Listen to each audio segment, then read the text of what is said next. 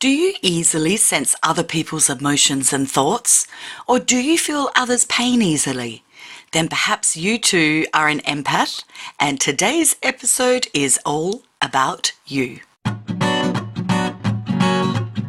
Welcome to Love Life, featuring your host, Jane Donovan. The sun shines bright as it moves across my face. I feel the light. Over the past 4.5 years, I've loved sharing about the trait known as being highly sensitive, what it looks like, how to understand it, manage the trait, and ultimately embrace the gifts of being highly sensitive. In today's episode, we're going to go one step further down the rabbit hole. Today, we're talking about being an empath. Many HSPs are also empaths, although maybe not all HSPs are operating as empaths. It can be a confusing area to understand, and in my research of empaths over the past 10 or so years, I've found lots of contradictions.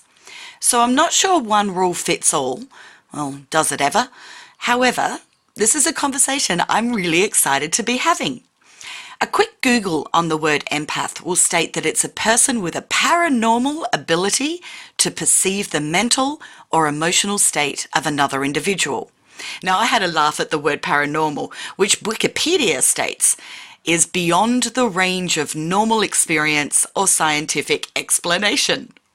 I love this explanation, and as an extroverted, nonconformist, radical child of the 60s and 70s, born to a family of 3 generations of scientists, no wonder they'd have a lifelong struggle to understand me. I, however, prefer to think of being an empath as someone who, when operating in the positive, has the ability to be able to sense others' emotions, thoughts, or physical symptoms.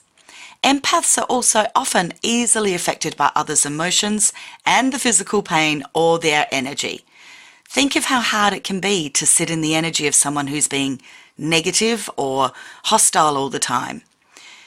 Empaths have a knowing that goes beyond intuition and gut feeling and can become easily overwhelmed in large arenas like shopping centres or stadiums.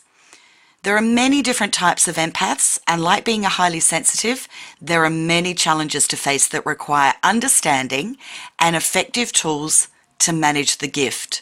And yes, once again, it's a gift. So I went to the guru of empaths and fellow empath, gorgeous Rebecca Brown, and I asked her to join me in a discussion on all things to do with being an empath.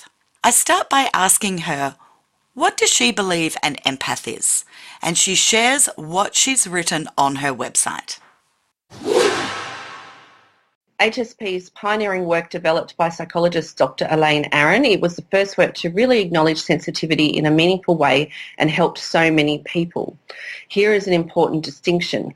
All empaths are HSPs, but not all HSPs are empaths. Because I'm so confused on this myself. I originally thought all HSPs are empaths, but they haven't developed their gifts. Yeah, that's what I think. Well, here, look, educational psychologist and counsellor Dr. Michael R. Smith says HSPs are more mental and emotionally, i.e. psychologically based. Perhaps it's even a trace that runs in the family. Whereas with empaths, we add the element of the spiritual, mystical and psychic sensitivity. We feel we have our gifts from a higher spiritual order for a spiritual purpose to help and serve others at this time. We have a mission. We are very dedicated to our own healing journey too. We have a sense of responsibility. I wrote sometimes this can read burden. That is unique to our purpose. So that's what I've written in the FAQ section. But I just think it's added that spiritual element, and I agree just what you said, like really all HSPs are empaths, but it just depends if they choose to open into that spiritual side, and some people go their whole lives and won't. And others have it and can't shut it down. I didn't realise I was a full-blown empath until probably, I reckon, only about 10 years ago. Yeah. I didn't understand the label empath, but my understanding is that an empath, without learning great self-management and having a lot of good tools, struggles to be able to turn off the ability to feel other people's emotions. Yes, definitely, definitely. So I'm thinking people listening to this are going to think, well, hang on, what really is the difference between a HSP and an empath. So my understanding or my experience as an empath is that I can somehow know what other people are feeling. Yeah. I don't necessarily know what they're thinking. I know what they're feeling. So it's a deeper level of what's really going on emotionally for them. But also, see, I know what people are thinking a lot of the time because I'm a mental empath, which is often called a telepath. So I know what people are thinking and feeling for me. So is this getting into the different psychic titles? I mean, I think there's a correlation there to what your psychic gifts are. But I was just guided to write it as how do you receive your empath senses type of thing. And it was physically, so that's feeling other people's pain and so forth. There's people that do that. If someone's got a sore knee, they'll start getting a sore knee too. I'm not like that. Yes, no, I'm not like that either, but I am aware there are people that do that. I'm so pleased I don't because, I think I've got enough feeling going on inside as it is. Thanks very much. Sometimes in sessions I will get that, but it's often people generally who are going to be medical intuitives and things like that as well. Right. My main gift is claircognizance, which is a knowing, and I would say my biggest issue with empath is the telepathy, hearing other people's thoughts. Right. Yeah. Now, are you able to turn that on and off? Yeah. What are some of the tools that you would give somebody that is sitting at home nodding their head going, that's me, that's me. I know what other people are thinking, which is great as a gift, but there are plenty of times it's like, I don't want to know what you're thinking because it's not really nice thoughts and I'd prefer to not know. What do you do to try and shut it down? What I recommend is definitely looking after your energy every day. And really what you want to be sure of is that you're 100% in your own energy. Empaths have an open energy field that is not clearly defined. But our natural state is to be in a clearly defined energy field. So I see the aura as a diamond. It's actually a diamond shape in sacred geometry, 3D of course. But when it spins fast, because it's always moving and spinning, it looks like an oval. So that's why people see the aura as an oval, but it's actually a diamond shape. And so one of the things I recommend is just really picturing, visualising, feeling that diamond shape and imagining it really strong. So it's not like holy, it's strong and clear. And you say, I'm 100%, and I say my name, Rebecca Brown. I'm 100% Rebecca Brown, filled with vibrant, healthy, strong energy that is my energy, and it's not filled with other people's energy. Love it, because we so easily are in other people's identities, aren't we? Yeah. And that's the biggest question that I get from empaths and HSP people is, how do I know what's my stuff and how do I know what's somebody else's stuff? Yeah. So how can they start to identify the difference there? It's funny because in the empath course that I have on my site, I've got the top 3 empath issues. And when I was putting together this course, I thought it would be, anxiety and depression and fatigue and so forth, and they're definitely 2 and 3. But actually, number 1 is, who am I? Right. That's the biggest issue because everyone's so filled up with other people's energy, they don't know who they are. So, you've obviously picked up on that too. People don't know who they really are. So what's important is to start to look after your energy, be 100% in your own energy field, and you need to do that vibrationally. So it means some energy techniques, chakra balancing, just repeating that aura process that I talked about, moving your body and so forth, and getting to know what your own vibration is. So I call it our essence. Most people I know, unless they've done, a lot of spiritual work, they actually don't know what their own essence is. They can't identify that voice, that feeling within them. Because unfortunately that's not always taught. We're always looking to go outside of ourselves to angels and masters and guides and so forth. The most important thing you can do is establish the connection with your own essence. And then it's a little bit like, imagine if you had a big palette of colours and you actually didn't know you were never taught about colours, and so you didn't know what pink was and you didn't know what orange was and so forth. You would look at that palette of colours and just go, oh, it's a big mess of colours. Whereas if you knew what pink was, you go, oh, there's pink, I can pull it. There's orange, there's green, and you can pull it out. So you need to get to know your own vibration first, and then immediately you can go, oh, there's someone else's energy in my field. You feel it straight away. The way that I find I connect with who I am is alone time, very important. And alone means actually distance from other people, because remembering, of course, for listeners, that our bodies, our energetic bodies, expand way beyond our physical bodies. And they vary in size, don't they? People have a bigger aura and some will have smaller. Is that right? Generally speaking, yeah. So it does extend out. And I often think our energetic bodies, or there you are in your own body where you've, had alone time. You've done some beautiful visualizations of, I call it energetic hygiene. That's the word. Energetic hygiene. Like you shower and wash your hair and use soap and whatever, it's doing exactly the same with the energetic body. So it's, I often will bring in the white light, or I'll bring in, beautiful healing, high vibration to come through my entire body and make sure it's gone right through your energetic body as well. Having baths, having showers, all of those things really help to get you to be in your own body. And then I laugh and I imagine the big angel wings being strapped on the back. And out we go into the world. And by the end of the day, they're dragging on the ground, covered in brown mud of everybody else's stuff that's been attracted to and collected in them. And then we need to start the energetic, hygienic cleaning again.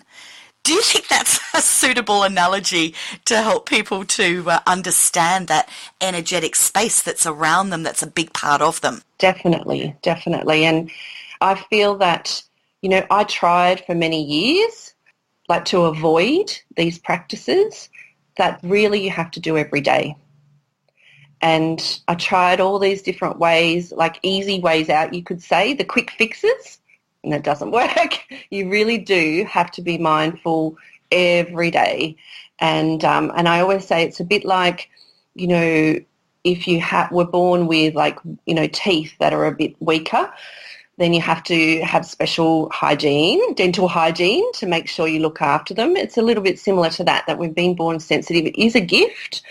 And I'm very clear on sharing that it is a gift, because sometimes when we think, we have to do it every day, and we've felt the burden of being an empath, then we forget that it is a gift. So in the course, I always start off, the first module is all about the gift of it and how it's a gift and accepting that gift. And then as you start to look after yourself every day, you really start to feel the gifts of it, and being who you are, and you expand into your vibration and your particular purpose and so forth. And I particularly find, obviously, many empaths are drawn into spiritual work or service work of some sort, and they might have even started studying something like healing, and they're like, why can't I start a business? And it's because they're not in their own energy and they're not looking after their energy. You certainly cannot help others if you're not clear in your own energy, and your own spirit can't flow through your world. When I'm teaching people about being highly sensitive, I give lots of your practical tools and tips, such as, learning to speak your truth, learning to not take things personally, looking at limiting beliefs, looking at past, inner child, all sorts of things like that. But I feel that with empaths, we have to go down the spiritual path. There has to be an understanding of energy. And I don't think an empath that doesn't have that understanding is going to be very high functioning. I think they're going to really struggle. One of the things that I also notice about a lot of empaths is they have addiction issues. And I feel that's around self-medicating. And it works. That's the thing. It works. And look, I am no role model in all of this. As you well know, I struggle with my addictions. But I do find that the more that I commit to doing the energetic work of hygienic work, the more I commit to that, the less vulnerable I am to the addictions.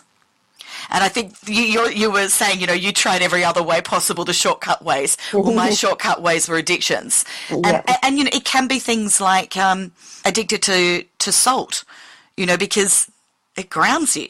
Yeah. That works for an empath, but there are better ways of doing it.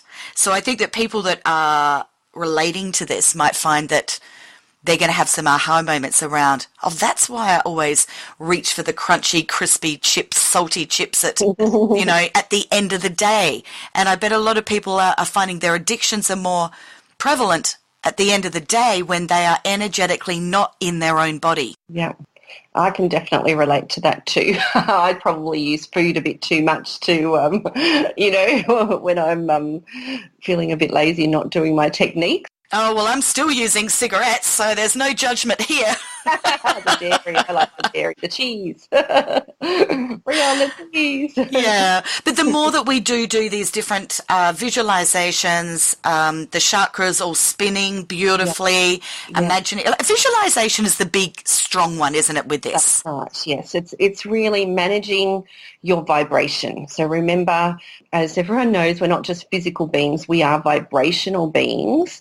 So it's really important that an empath manages their vibration and isn't that sponge. I like to describe an empath as a sponge.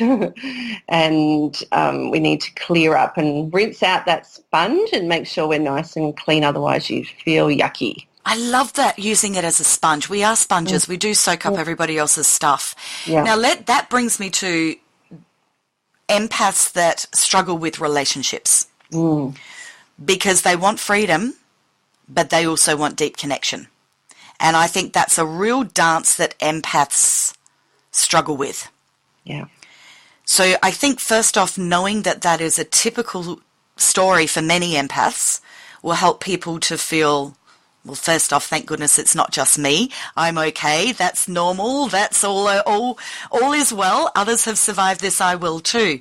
That I do feel that we have to have a better understanding of boundaries within relationships, and it is crucial that our partners understand we are an empath. Because, for example, my husband, when he's going through his stuff, and we all go through stuff, so when he's ripping off another layer of that onion and he's working through his emotional issues, I'm laying in bed next to him with all of his stuff, and I have to be really disciplined.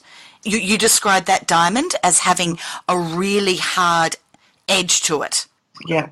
I have to make sure that edge is super strong when I'm lying next to him in bed for 8 or 9 hours a night.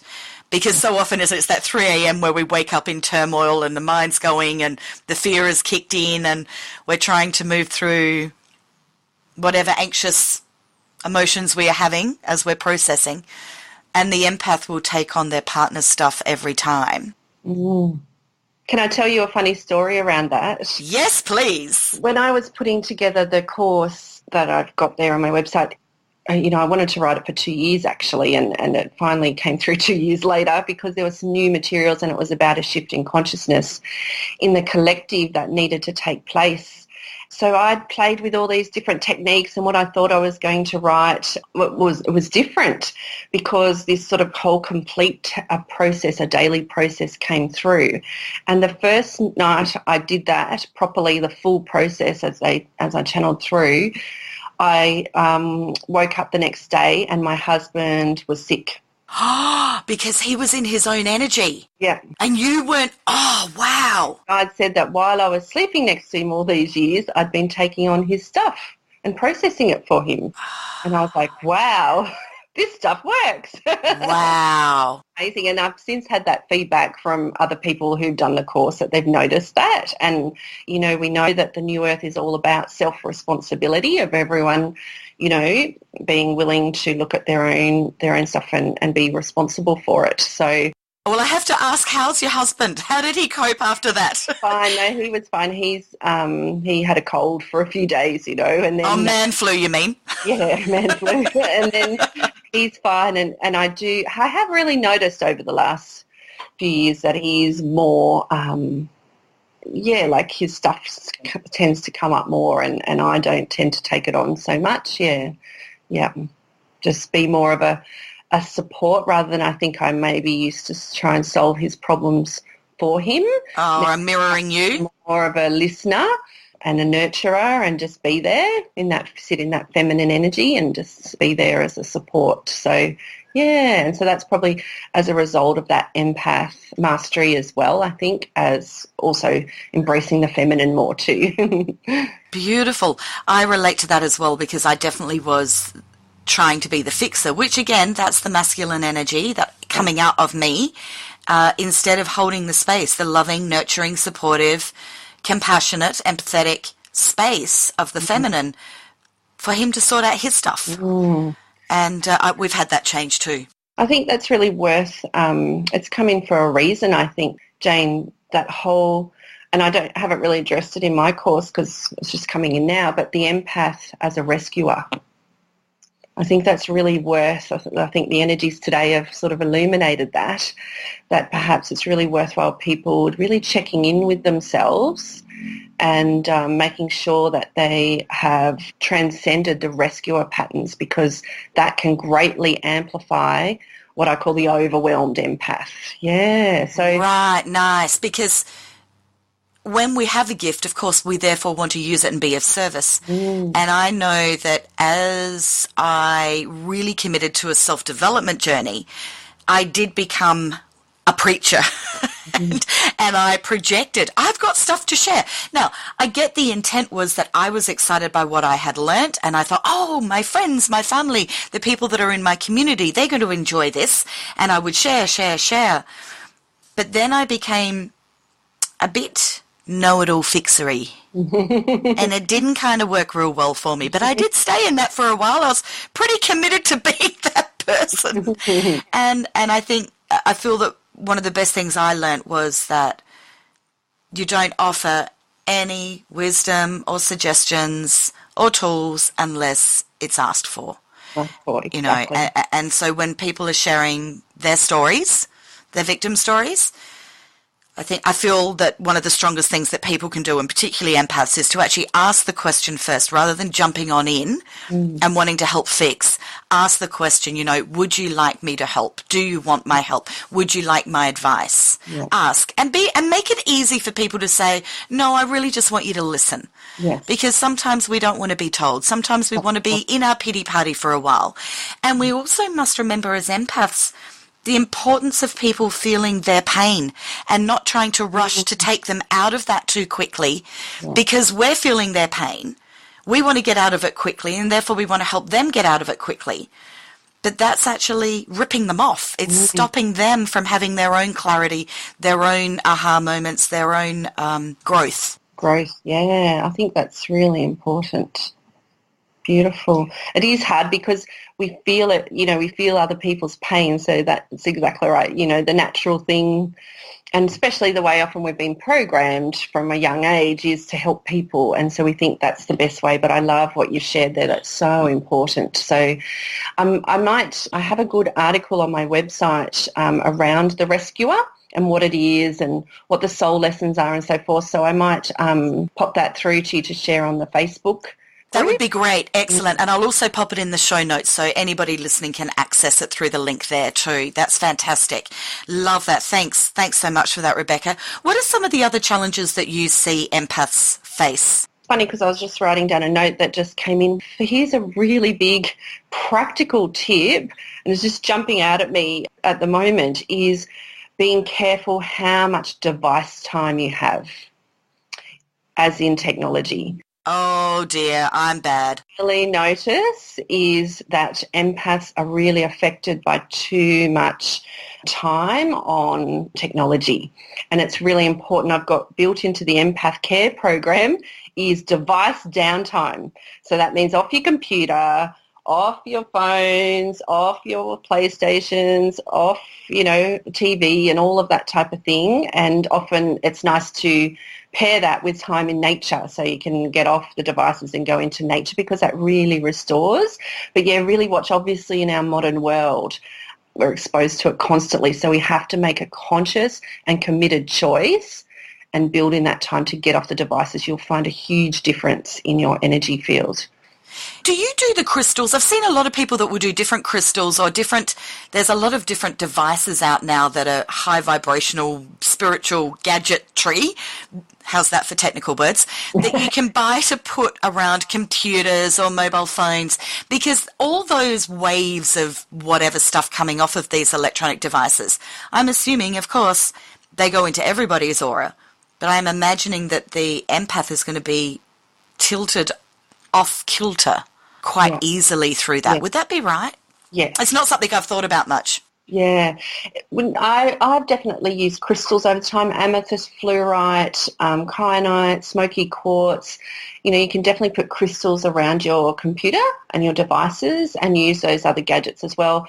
But really, at the end of the day, energy is energy. So we're very powerful beings. We are whole and complete, so we can use our intention, focus to hold that there. So you don't need the devices, but if it's in your joy to use those, and I love crystals, of course, so I don't mind using those, and I've certainly bought different gadgets over the year that I've blue tacked to my phone and so forth. But I found that really I don't need them. And at the end of the day, time away from the devices is the best thing, and probably, a better step than actually having the crystals around and so forth. You still need device downtime. And I just wanted to share, one more thing about that was what my guide showed me 2 or 3 years ago now was, it was actually, I was on Facebook. They said, be mindful when you're on Facebook or even on the internet that it's not just your energy that you're picking up of so say I was looking at someone's profile, they said you're picking up the energy of every single person who's also logged in and looking at that site. So when you're on someone like Facebook, you're picking up so many energies of people, all the people who are perusing Facebook at that moment. You're connected in as a sort of active energy. And I must admit now I don't go on Facebook very often at all. I only have the groups, and I've deleted the app from my phone, and I've noticed a huge difference in my energy. But it's just something to be mindful of. So if you're going onto another website that lots of people would be looking at, then make sure you maybe wash your energy afterwards, and, consciously disconnect from all of those people. And, all of this is just advice. You play with it yourself and see what the difference it makes for you. It's made a difference to me. I've shared it with other clients and so forth, and it makes a difference to them. But you have to play with these things yourself, and you will feel the differences, and it will become the care programs, the hygiene and so forth will become self-sustaining, because you will feel better for it. It's interesting, the Facebook comment that you made, because I am seeing more and more people are not using Facebook, the main feed, but they are in their selective groups. Mm. Yeah. I'm a bit of a Facebook junkie. However, my feed is very strict. Yeah. I know I don't get surprises I've had the bad surprises where you jump on your news feed and there is something I don't wish to have in my vision, and once it's seen, it's very difficult or impossible to unsee it. Yeah. But I'm very strict on who is there. But I do find that an interesting tool to actually consider. You can still be connected to those that you're wanting to, such as the gorgeous Love Life Tribe private Facebook group. That's right. Without, having to be subjected to the collective consciousness in a feed. Now, you also mentioned nature. One of my favourite things is barefoot. For me personally, as an empath, I don't know why that is, but it's something about bare feet works for me. Particularly if I can go out the backyard and get the feet in the lawn or dirt, or I'm lucky I live near the beach. Not that I go there very often, but when I do, the sand is gorgeous, the water, walking amongst, here in Australia, the beautiful gum trees are so cleansing and healing. But I'm curious to ask this because I've never asked another empath this. I love wind. Oh, me too, actually. I do. I've got a theory. Birds as well. Wind and birds. Yes, I love birds too. I'm often bird watching. And I'm sky watching. It's all the air element, so it's something. Oh, because I thought the wind, I imagined it as being, it's like it's blowing all of other people's energy out of my aura. So I turn right on into it, face right into it, and the windier it is, the happier I am, with literally my hair blowing everywhere, and I feel lighter instantly. So you too, hey, good. Oh, there's one of my theories proven. For me, I love cold weather because I love walking outside and it's that crisp feeling in the air. Me And too. and for me, it refreshes my energy. So again, it's that air. Our diamond aura is the element of air, actually. It's space, air, So maybe it's something to do with that it's all about Ah. helping us with our sacred space. And that's what I see. That's what our aura is. Our aura is our sacred space.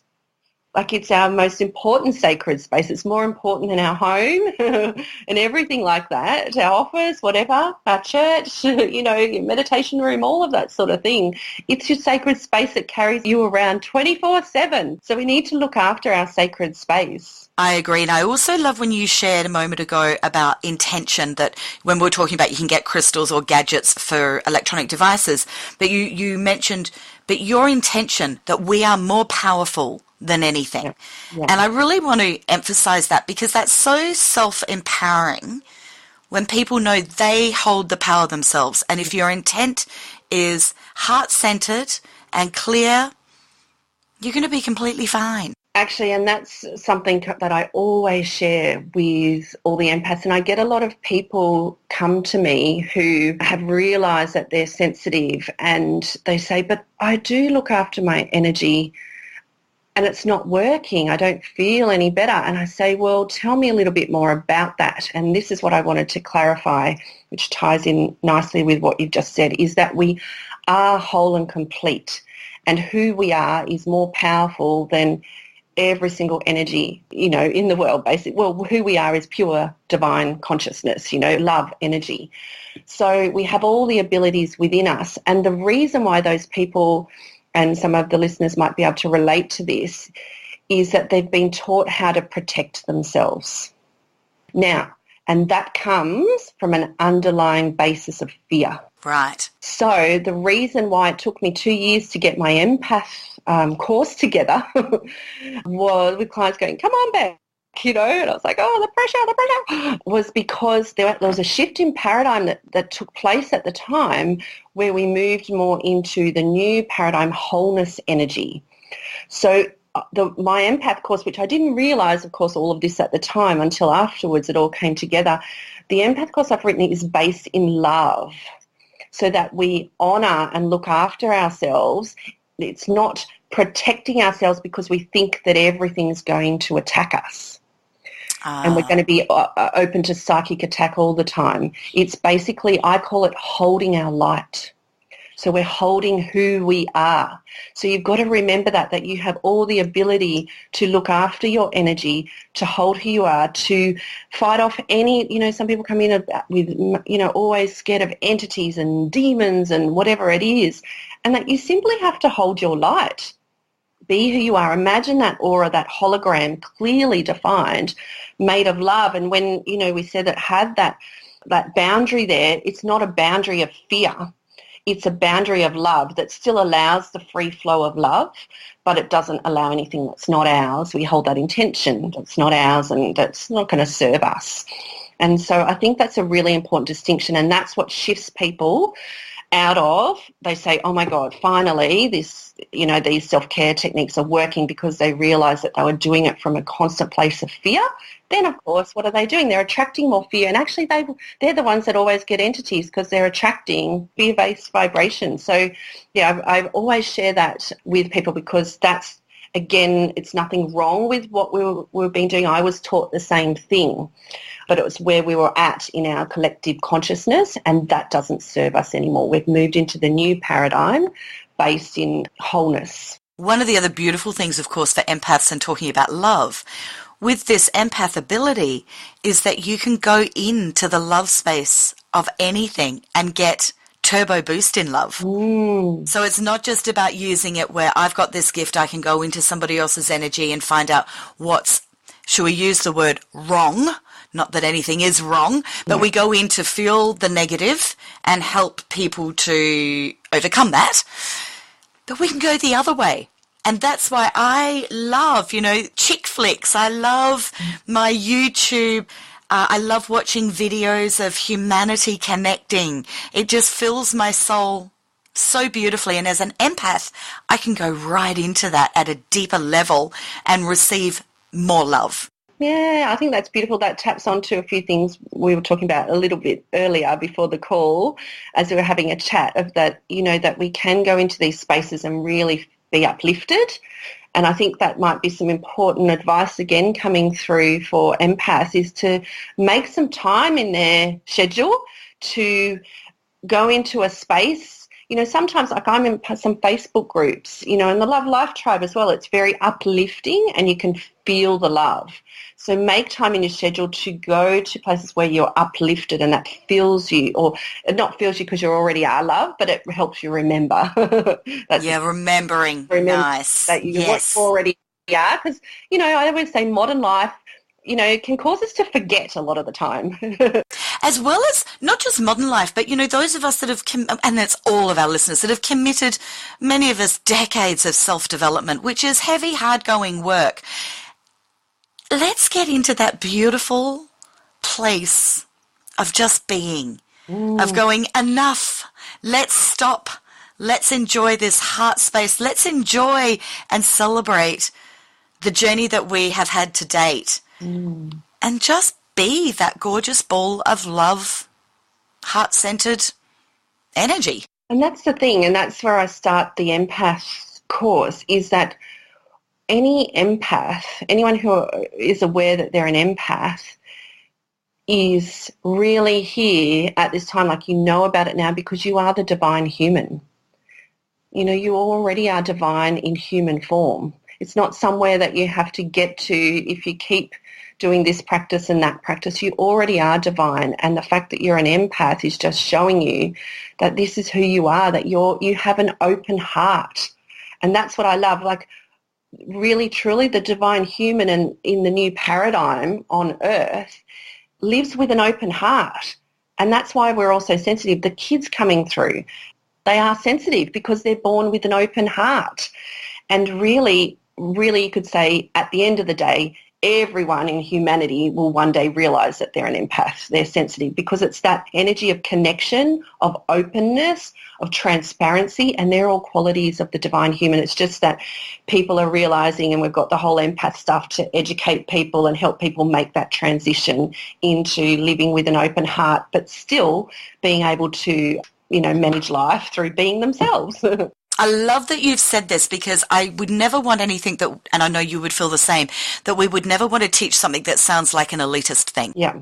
And that is not what Beck and I are talking about. We're talking about people who are born with this have got challenges to learn to understand it, manage it, and ultimately embrace it. And I know that many listening, that's their story. Then there are others who are yet to embrace this gift within them. And that's everybody else that's listening, because everybody in this tribe is wanting to be more heart-centered, feeling love. So I think that's wonderful that you've said ultimately everybody on the planet is going to realize they are an empath. And their hearts are beautiful and wide open, which is really exciting. I've recently also joined another little dot. Well, I believe I have, Jane's theories, unproven, that anxiety, we're seeing 20% of the population in the Western world are apparently clinically diagnosed as suffering from anxiety. I have an unproven theory that is an entry point for many people to start to embrace their sensitivity. So it is through their anxiety that their senses are becoming heightened and more aware, that they can start to really connect with the essence of who they are, with their beautiful hearts and sensitivity. So I'm actually a bit excited by the rise of anxiety. I know that sounds crazy, but I see it as if people are in enough anxiety, they're going to do something about it. They're going to make themselves a priority. They're going to stop putting themselves last. They're going to start to put themselves first. They are forced to do that. They will get the help of the tools and the tips and the coaches and the courses and whatever it is they need to start to manage and understand themselves better, and ultimately be the beautiful human being that they are, walking the planet with divine sensitivity.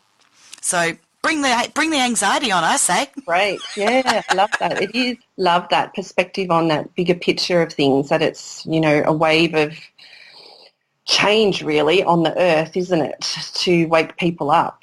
Yeah. Yeah, and that gives us all faith, and it gives us hope that instead of having the front page of some crappy newspaper saying, 20% of the world is in darkness, it's like, well, this is exciting because no, 20% of the world are having deep emotional moments that are going to result in them being happier tomorrow without a doubt. This is exciting. So it's all a way of putting a different spin on it, isn't it? Of giving hope instead of taking hope away and saying we are plummeting to our despair. No, we're not. There's always a grand plan and it's good. And it's bringing more wholeness in, or people remembering more wholeness, because as you're talking, I can just see people, who have anxiety and maybe have only ever thought about their physical body. They're opening into the mental, emotional and spiritual.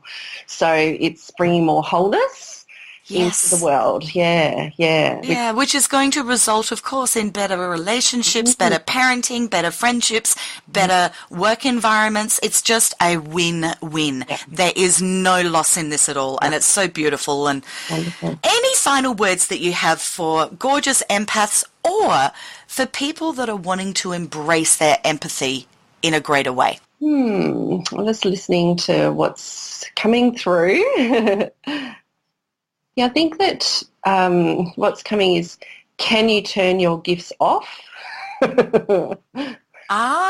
Okay. And basically no. So Oh, that was a short answer. get with the program. But hopefully today, as you mentioned the word hope, we've given people hope that you really can manage this. And even though we've talked about that regular practice, I sort of recommend daily to begin with, of looking after yourself, it really does become easy. So initially, for instance, the process that I sort of share is about, when you first do it, it takes about 10 minutes, but when you start to do it regularly, it takes about 2 minutes. And then after a while, when we do any practices regularly enough, your system starts to sort of do it automatically. It becomes autopilot.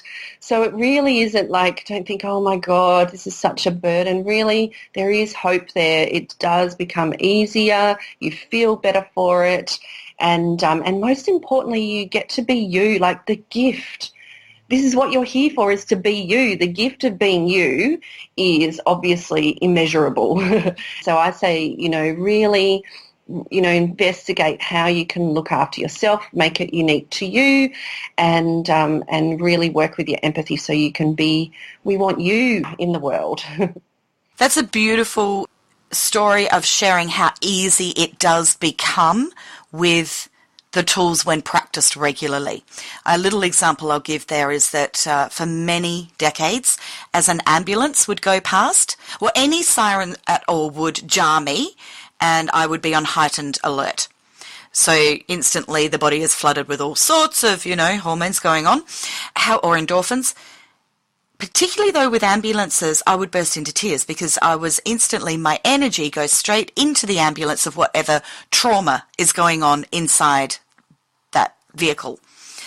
I learnt to instead, when I hear an ambulance, a siren, any siren at all now, I instantly just do a little prayer of, could you please send angels to help all involved in this situation for their highest good?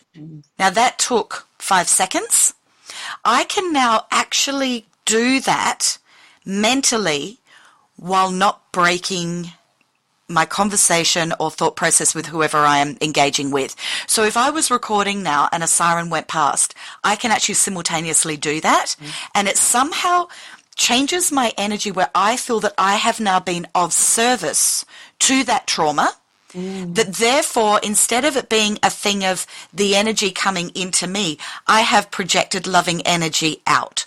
And it has absolutely become second nature now and takes 5 seconds. So I just wanted to share that as a little example of how I've evolved in dealing with one little scenario with a tool, that what Beck's saying about how these tools will get faster and faster. They will, and they become effortless and easy and second nature. And I think it's, even if we look at it scientifically, we're building the neural pathways. We're building new neural pathways, and then they just become automatic rather than the old ways of burden and responsibility, rescuing, all of that, sponging, all of that type of thing. So it just takes time, and it does take a bit of dedication to build those new neural pathways, and then they do become automatic. I notice in my field, I sense at times, if I sort of tune into it, I can sense like my team in a way just sort of blitzing other people's energy out, like they're going, oh, little fireworks going off, but it's just my team because I've done it so regularly now. It's sort of basically become anchored as my reality that I am 100% my own energy. So, energies don't hang around in my field very long, other people's energies, unless there's a reason for it that I need to pay attention to. So, yeah, it really does become automatic. Beautiful.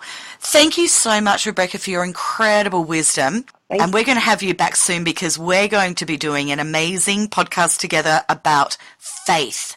So I look forward to us being able to do that again soon. Yes. But thank you so much. You're welcome. You're welcome. I can see a beautiful big white light around you.